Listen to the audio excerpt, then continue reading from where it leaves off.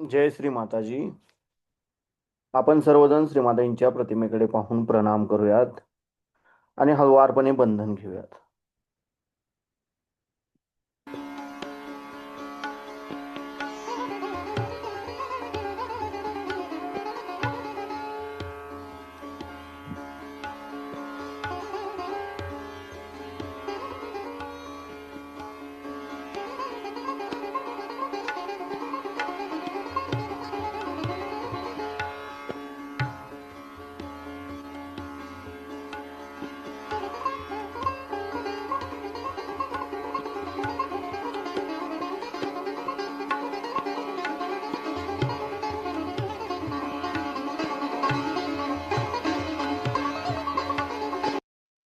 परमपूज्य श्री माताजी, आपण साक्षात श्री आदिशक्ती आहात. आपल्या परमकृपेत आपल्या निर्मल चरणी ध्यान करण्याची अनुमती आम्हा सर्वांना प्रदान करा. आता आपण हळुवारपणे डोळे मिटूयात आणि आपला उजवा हात जमिनीवर ठेवूयात. आपलं संपूर्ण चित्त आपण आपल्या डाव्या हाताच्या तळव्यापासून सहस्रार आणि सहस्रारापासून उजव्या हाताच्या तळव्याकडे धरणी मातेकडे 7 वेळा नेऊयात.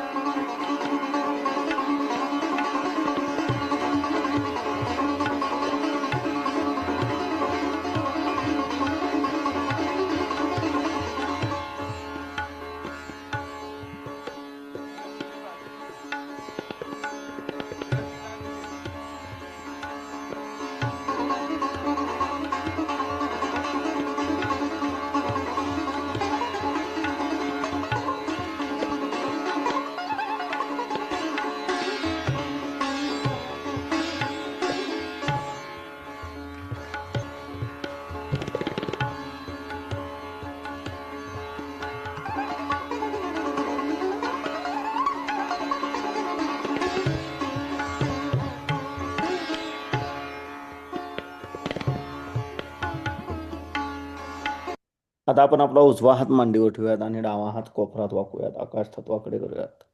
आपलं संपूर्ण चित्त आपण आपल्या उजव्या हाताच्या तळव्यापासून सहस्रार आणि सहस्रारापासून डाव्या हाताच्या तळव्याद्वारे आकाश तत्वाकडे 7 वेळा ठेवूया.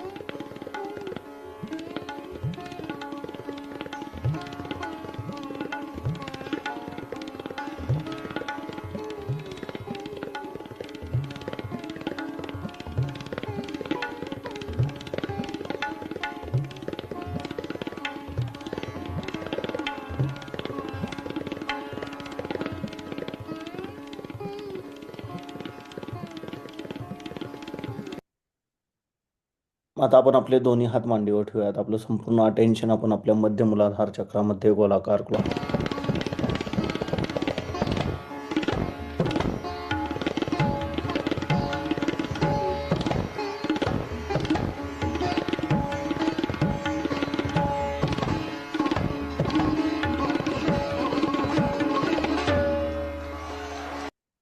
श्री गणेश साक्षात. ओम तमेव साक्षात् श्री गणेश साक्षात श्री आदिशक्ती माताजी श्री निर्मला देवे नमो नमः. आता आपण आपला उजवा हात आपल्या ओटीपोटावर डाव्या बाजूला दाबून धरूया. परमपूज्य श्री माताजी, आपल्या परमकृपेत कृपा करून मला शुद्ध आणि निर्मल विद्या प्रदान करा. परमपूज्य श्री माताजी, आपल्या परमकृपेत कृपा करून आम्हाला शुद्ध व निर्मल विद्या प्रदान करा. कृपा करून मला शुद्ध व निर्मल विद्या प्रदान करा. तर आपण आपला उजवा हात आपल्या मध्य नाभी चक्रावर ठेवूयात. परमपूज्य श्री माताजी, आपल्या परमकृपेत कृपा करून आमच्यामध्ये लक्ष्मी तत्व प्रस्थापित करा. परमपूज्य श्री माताजी, आपल्या परमकृपेत कृपा करून आमच्यामध्ये लक्ष्मी तत्व जागृत करा. कृपा करून आम्हाला समाधानी बनवा.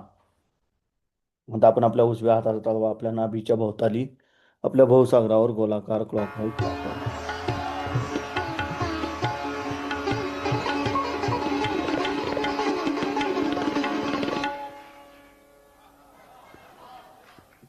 परमपूज्य श्री माताजी, आपण साक्षात श्री आदिगुरु दत्तात्रेय आहात. आपल्या परमकृपेत कृपा करून आमच्यामध्ये गुरुतत्व प्रस्थापित करा. कृपा करून आम्हालाच आमचा गुरु बनवा. तर आपण आपला उजवा हात आपल्या हृदयावर ठेवायचा डाव्या बाजूला. परमपूज्य श्री माताजी, आपल्या परमकृपेत मी केवळ एक शुद्ध आत्मा आहे. मी मन नाही, बुद्धी नाही, शरीर नाही, अहंकार नाही. मी केवळ एक शुद्ध आत्मा आहे. मी केवळ एक शुद्ध आत्मा आहे. कृपा करून आपण आमच्या हृदयामध्ये विराजमान व्हा. तर आपण आपला उजवा हात आपल्या मानेवर डाव्या बाजूला लावून धरूयात. परमपूज्य श्री माताजी, आपल्या परमकृपेत मी निर्दोष आहे. मी निर्दोष आहे.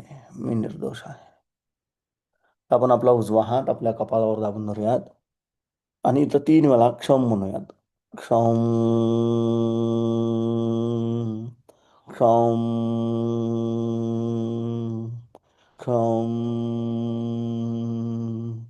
तर आपण आपल्या उजव्या हाताला आपल्या सहस्रारावर घट्ट दाबून धरूयात आणि जागच्या जागी गोलाकार क्लॉकवाईज फिरूया. स्टार्ट.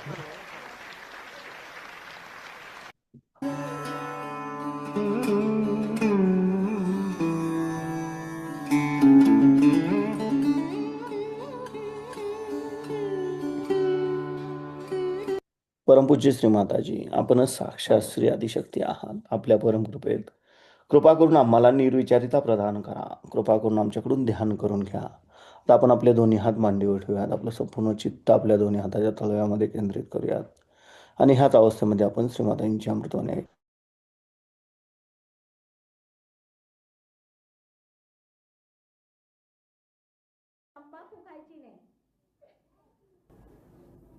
आता म्हणे शिवानी कशाला खाल्लं म्हणे सगळं धतुरा बितुरा. अहो ते म्हणजे सगळं हलाहल पिऊन राहिले. हे विष तुम्ही घेऊ नका. तुम्ही शिव आहात का? ते शिव आहेत म्हणून ते तुमचं हलाहल घेण्यासाठी दत्तात्रय स्वतः हे सगळं घेत असतात आपल्यामध्ये. पण तुम्ही ते आहात का? अहो ते देव आहेत. ते परमेश्वर आहेत. त्यांचा तुमचा काय मुकाबला आहे? ते काय तुमच्यासारखे आहेत? ते तुमचं शोषून घेतात. आता मी सगळ्यांच्या बाधा खाते, रोज भूत खाते. माझ्या पोटातच जागा नसते. एवढ्यासाठी पोट वाढत चाललं माझे भूत खाऊन खाऊन. तुम्ही खाऊ शकता का भूत कोणाची? ओढू शकता का? घेऊ शकता का पोटात एकही भूत? घेतल्याबरोबर नाचू लागाल नुसते. तसंच ह्या लोकांनी जर चिलण्या ओढल्या तर त्याचा अर्थ असा नाही की तुम्ही चिलीम घेऊन बसले झालं. त्यांना चढतच नाही चिलमीला. त्यांनी जिंकलेलं आहे. इतकंच नव्हे पण तुमच्या चिलम्या काढण्यासाठी त्यांनी हे सगळं केलेलं आहे. आणखीन पुढे गोष्टी आहेत त्यांच्या गोष्टी तुम्हाला समजत नाही. तेव्हा त्यांच्या रस्त्यावरती जायला तुम्ही काय ते आहात का? पण तुम्हाला मना करतात ना, मग कशाला तुम्ही?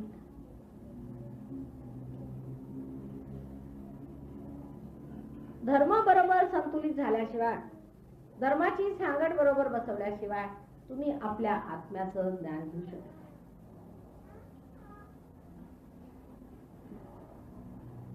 पण आपल्याकडे धर्माचे प्रकार इतके विक्षिप्त आहेत. म्हणजे मी दारू पित नाही, अहो मी लसूण सुद्धा खात नाही असं का? बरं, लसूणही खात नाही, कांदाही खात नाही, दारू पित नाही, काही करत नाही, कबूल. मग तरी तुमचं का धरताय वाईट, आम्ही म्हणतो त्याला, म्हणजे जे दत्तांचं स्थान आहे ते पोटात का धरत. पण मी अगदी मुसलमानांचा द्वेष्टा आहे. झालं, अवधूतपणा सुटला तुमचा, अवधूतच रागवले तुम्हाला. अहो मोहम्मद साहेब काय, किंवा राजा जनक काय, किंवा आपले शिर्डीचे साईनाथ काय, ह्यांना काही जातपात आहे का? शिर्डीच्या साईनाथांचा आपण फोटो घरात ठेवतो, ते कोण होते? मुसलमान होते की नाही होते? खरं सांग. मग कोणी मुसलमान झाला म्हणून तो वाईट झाला असं कसं तुम्ही समीकरण काढलं? कबीरदास कोण होते? नानक कोण होते? ज्ञानेश्वराची जात ठीक नाही म्हणून त्याला एवढं छळलं या ब्राह्मणांनी. या ब्राह्मणांनी छळलं अशा लोकांना सगळ्यांना. त्या ब्राह्मणांचं म्हणजे सो कॉल्ड ब्राह्मण मी म्हणते, जे पार झालेले नाहीत ते ब्राह्मण नाहीतच आमच्यामध्ये, खोटे ब्राह्मण आहेत. जे ब्रह्मकर्माला लागले नाही, ज्यांनी परमेश्वराला मिळवलेलं नाही, त्यांना ब्राह्मण म्हणायचं नाही. आणि जे खरे ब्राह्मण असतील ते नेहमी परमेश्वराच्या शोधात राहणार, पैशाच्या शोधात राहणार नाही. घंट्या बडव्या तिथे असून सगळ्यांच्याकडनं पैसे काढत बसणार नाही जे खरे ब्राह्मण असतील ते. तर ह्या अशा लोकांनी मग त्यांचं नाव तुम्ही मुल्ला ठेवा किंवा ब्राह्मण ठेवा किंवा प्रीस्ट, पोप, अमके तमके, हे सगळे एका माळेचे मणी. यांनी सगळ्यांनी अशा अवधूतांना त्रासवलेलं आहे, हे छळलेलं आहे. कारण हे अधिकारी धर्माचे असताना हे अनधिकार चेष्टा करणारे लोक त्यांना त्रासवणारच. त्यांचा काय अधिकार आहे धर्मावर? अधिकार त्या ब्राह्मणांचा आहे जे अवधूत झाले, ते खरे अधिकारी. जर तुम्ही असं म्हणायला सुरुवात केली की आम्ही म्हणजे फार श्रेष्ठ आणि आम्ही ब्राह्मण, गेले. अवधूत होण्याचा अर्थच हा की सर्व धर्म समान. साईनाथ म्हणत असत की कोणीही कोणत्याही धर्माची निंदा करणं हे पाप आहे. ते तिथे लिहिलेलं आहे. पण तिथे बसून चकाट्या मागताना जर तुम्ही लोकांना ऐकलं तर आश्चर्य वाटतं. कोणत्याही धर्माची कोणीही निंदा करायची नाही, कारण त्यातलं काही तुम्हाला गम्य झालेलं नाही. धर्माचं मुख्य तत्व हे आहे की सर्वांमध्ये तो धर्म वास करतो. प्रत्येक वस्तूमध्ये धर्म आहे. म्हणजे जी निर्जीव वस्तू आहे, जसे कॅनो आपण म्हणतो एलिमेंट्स आहेत, ते काय व्यवस्थित आहे तुम्ही बघा. कार्बन म्हणजे कार्बनच होणार. सोन्याची चांदी होते आणि चांदीचं सोनं होत नाही.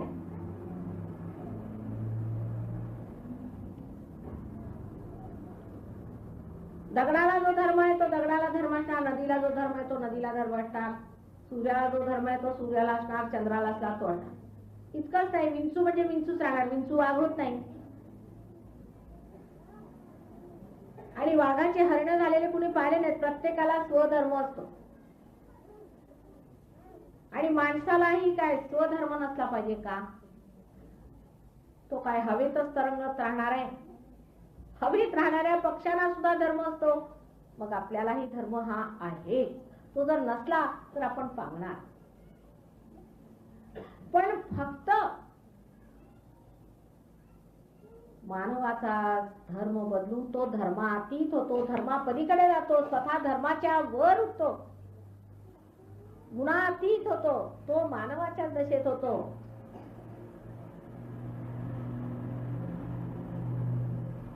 हे समजलं पाहिजे. तर अवधूतांचं मुख्य कार्य हे आहे की धर्माच्या बद्दलच्या भ्रामक कल्पना, ज्याने मनुष्य संकुचित आणि एक दुसऱ्यांना मारणारा होतो, धर्माचं नाव घेऊन जी थोतांड जगामध्ये पसरलेली आहेत आणि धर्माच्या नाव लोक जे पैसे बिशे कमवतात त्यांना झोडपून काढण्याचं त्यांचं कार्य आहे. म्हणजे आम्हाला अगदी गर्व वाटतो अशा मुलांचा. एवढं हिंमतीचं कार्य.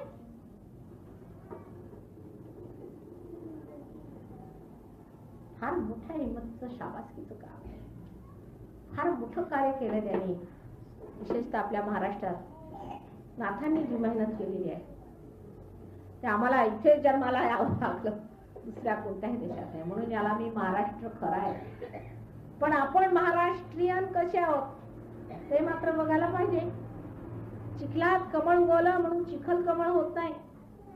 ते आपण चिखलातले किडे आहोत की कमळाकडे उडणारे आपण विशेष प्राणी आहोत ते पाहायला पाहिजे.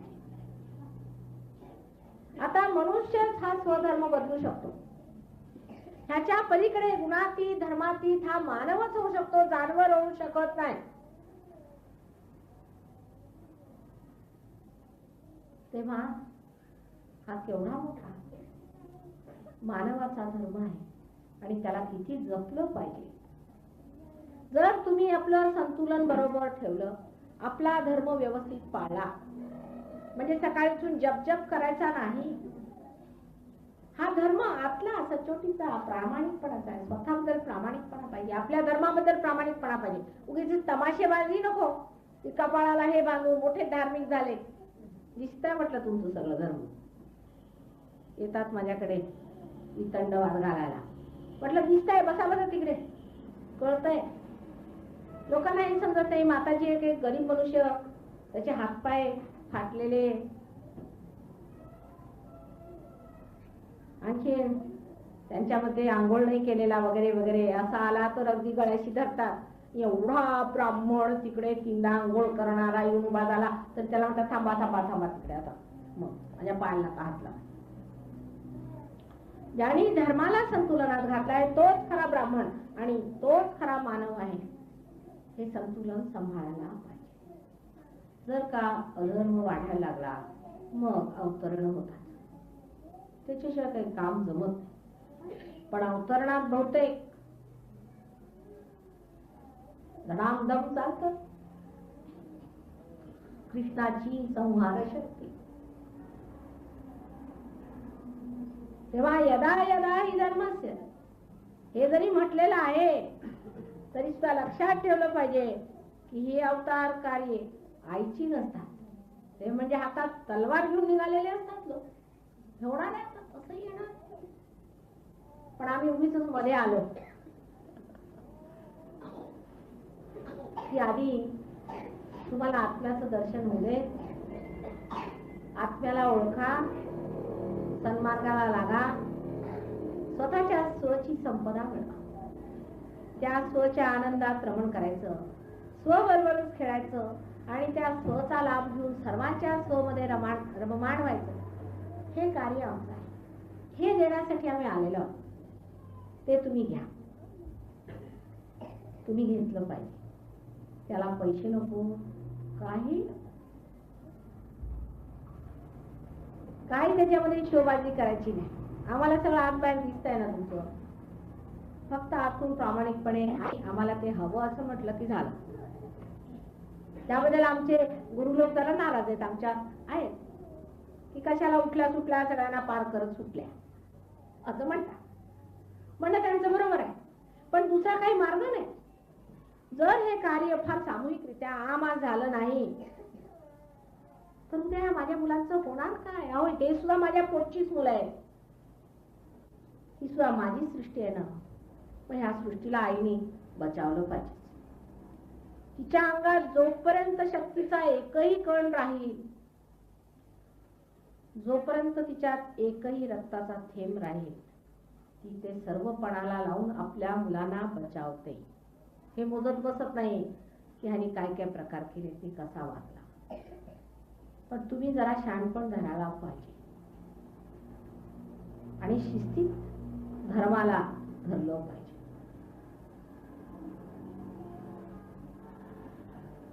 सर्व त्याचं सम्यक तसंच सविस्तारपूर्वक सगळं ज्ञान आम्ही तुम्हाला देऊ, जे गुरु लोक देत नाहीत ते सगळं आम्ही तुम्हाला देऊ.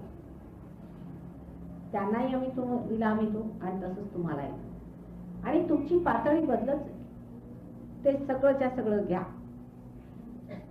त्याही पलीकडे इतर लोकांना पार कसं करायचं, त्यांच्यावर अनुकंपा कशी करायची तेही शिकू. चक्रशुद्धी कशी करायची, लोकांना बरं कसं करायचं वगैरे सगळं सगळं सगळं सांगून टाकू. जे काही गुप्त गुप्त तरतम आहे ते सगळं आपल्याला सांगून कबूल. पण तुम्ही लक्षात घेतलं पाहिजे की आता तुम्हाला आम्ही अवधूत केलं म्हणजे तसं बसायला आलं पाहिजे. सगळं पूर्वीचं विसरायला हवं. पण एका नवीन आयुष्यात आलो तर त्या आयटीत राहायला पाहिजे राजासारखा. मग भिक्कारपणा चालायचा. नाहीतर माताजी माझ्या मुलाला अजून नोकरी लागली नाही म्हणजे मी कपाळाला हात लावून बसते. हे काय मागायचं असतं का आईला? अरे आम्ही द्यायला काय लावून तुम्ही मागता काय भिकाऱ्यासारखे? ते सगळं होतं योगक्षेम वहाम्य. योग देणार मग काय क्षेम हे देणार. पण स्वतःची पातळी वर करून घेणं इतकंच नव्हे, पण स्वतःच्या स्वला ओळखून दुसऱ्यांच्या स्वला ओळखणे, त्या स्वमुळे परमात्माला ओळखणं हे केवढं मोठं आहे, केवढं मोठं धन आहे, केवढी मोठी वस्तू आहे. त्याचा अंदाज तुम्हाला एवढ्यासाठी होत नाही की आम्ही धावत पळत तुमच्याकडे आलो आणि आता हे घ्या म्हणून दिलं. लोक म्हणतात की हिंदुस्थानात स्वातंत्र्य जरा स्वस्तात मिळालं म्हणून हे असं होत आहे. मला म्हणतात सगळे, सांगतात माताजी एवढं स्वस्तात देऊ नका, थोडं काहीतरी कसून द्या. पण आता वेळ नाही राहिलेली ना, तुम्हाला समजत नाही. मला समजता येते की आता वेळ राहिलेली नाही. आणि आईच्या प्रेमाला हे पटणारच नाही की मुलं वाया गेलेली चालतील. कसाही असला ना तरी ती त्याच्यासाठी सर्व प्राण लावून त्याला वाचवण्याच्या प्रयत्नात असते. हे आई पण म्हणजे वेगळंच आहे. म्हणून आम्ही आलो धडपडत. पण हे बघा कलियुगामध्ये आम्हाला तुम्ही ओळखावं हे म्हणजे फार मोठं.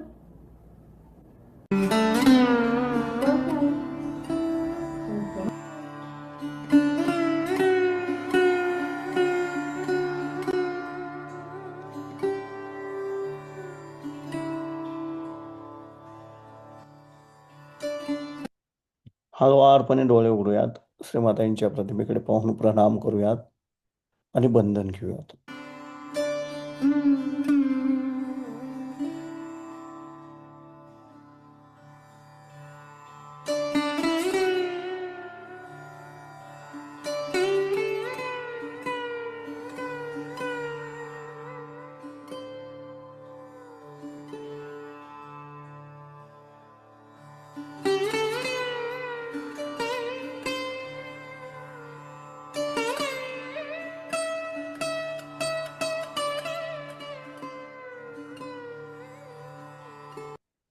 जय श्री माताजी.